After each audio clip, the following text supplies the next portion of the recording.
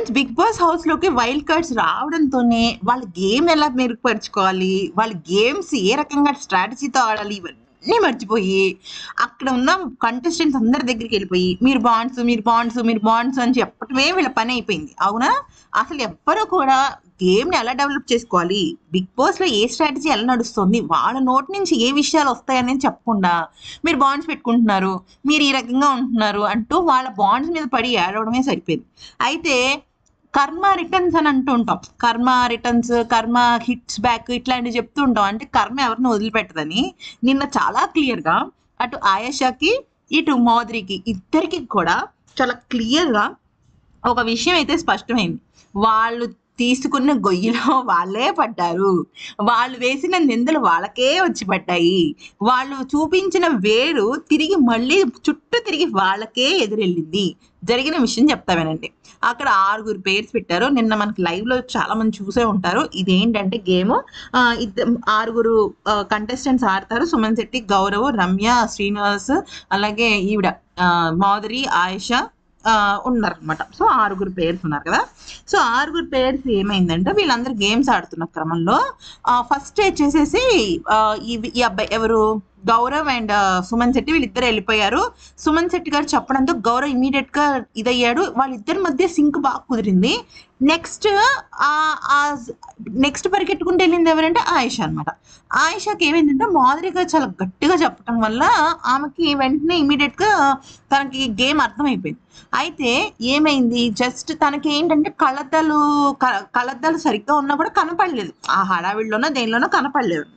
కనపడకపోయేసరికి ఇంకా కూర్చుని వెక్కి వెక్కి ఏడ్చింది. ఎలా ఏడ్చిందంటే, సారీ ఏమనుకోవద్దు, అలా ఇలా అని ఎవరైనా చనిపోతే ఏడుస్తారు చూసారా, అలా ఏడ్చింది అనమాట. అంటే గగ్గోలు పెట్టేసింది అంటారు చూసారా, అలా ఏడ్చింది అనమాట. అయితే అక్కడున్న వాళ్ళందరికీ కూడా ఇంకా మైండ్ బ్లాక్ అయిపోయింది.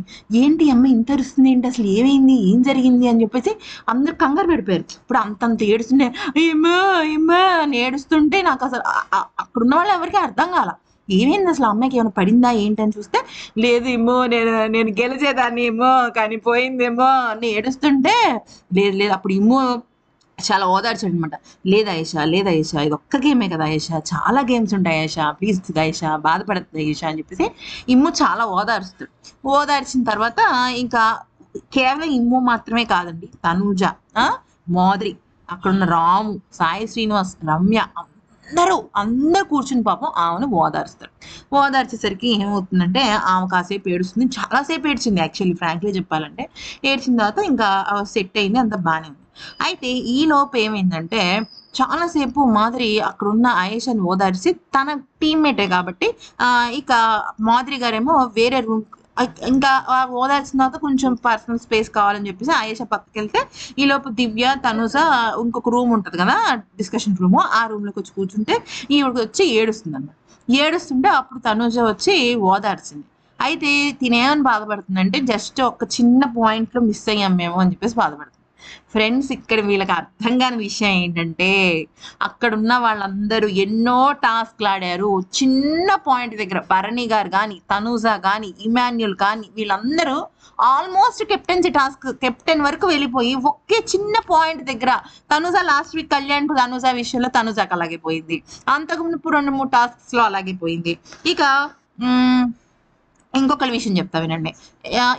ఇమాన్యుల్ కెప్టెన్ అయ్యి కూడా సంజన కోసం తను బ్యాడ్జ్ తీస్తాడు. ఎందుకు తీస్తాడంటే ఆ కెప్టెన్ అవ్వడానికి కోసం వాళ్ళు ఎంతో కష్టపడతారు. అప్పటికి ఇప్పుడు ఇమాన్యుల్ ఉన్నాడు, కెప్టెన్ అవ్వాలి అని చెప్పేసి ఒక టాస్క్ పెడితే ఫస్ట్ సపోర్ట్ చేసేది ఎవరు? సంజననే కదా.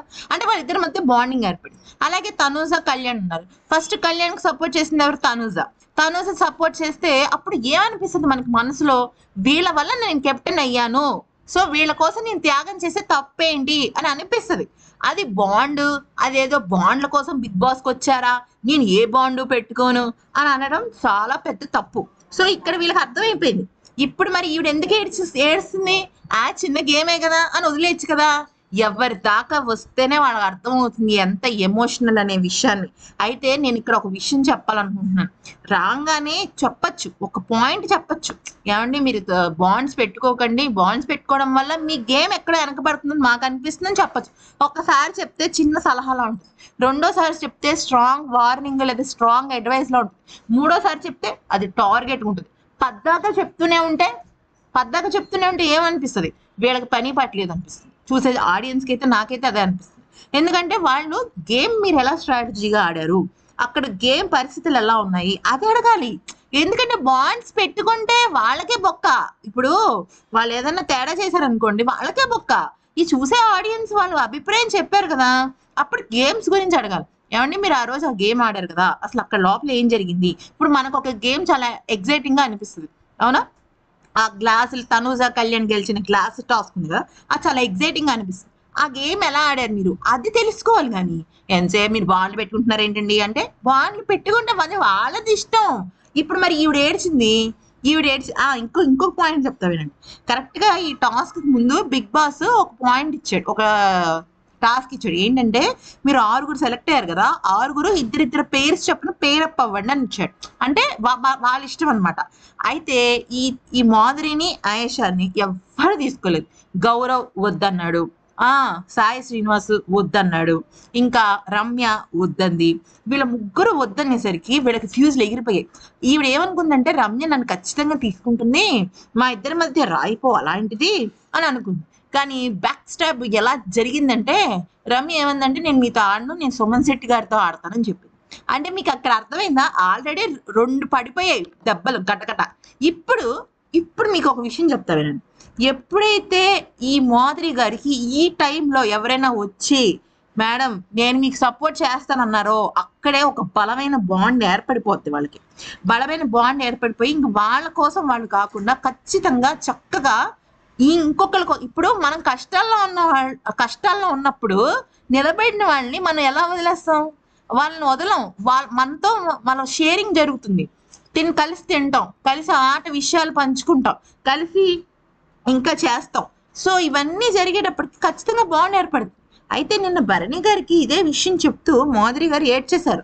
నన్నందరూ బ్యాక్ స్టాప్ చేశారండి, వెన్నుపోటు పొడి చేశారండి, రమ్యాన్ని నా మనిషి అనుకున్నానండి, అది కూడా జరగలేదండి అంటే, అప్పుడు భరణి అంటాడు, ఏమండి మీరు ఇవన్నీ పట్టించుకోకండి, ఈ హౌస్ లో మిమ్మల్ని మీరు నమ్మకండి అంటారు.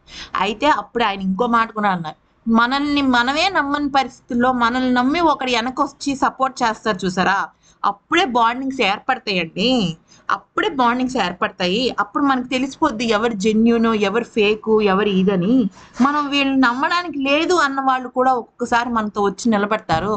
అది దేనికైనా కారణం అవ్వచ్చు. కానీ నేను చెప్పొచ్చేది ఏంటంటే, every emotion has its own value. ప్రతి ఎమోషన్కి ఒక వాల్యూ ఉంటది. కరెక్టే, ఫేక్ బాండింగ్స్ కూడా ఉంటాయి, కాదంటం లేదు. కానీ జనాలు చూస్తున్నారు కదా, ఫేక్ బాండింగ్స్ ఉంటే వాళ్ళే బయటకు పంపిస్తారు, అంతే, సింపుల్ ఆన్సర్. మీకు ఈ వీడియో నచ్చిందా? మీకు కూడా వీళ్ళకి భలే అయింది అని అనిపించిందా? కామెంట్ సెక్షన్లో చెప్పండి.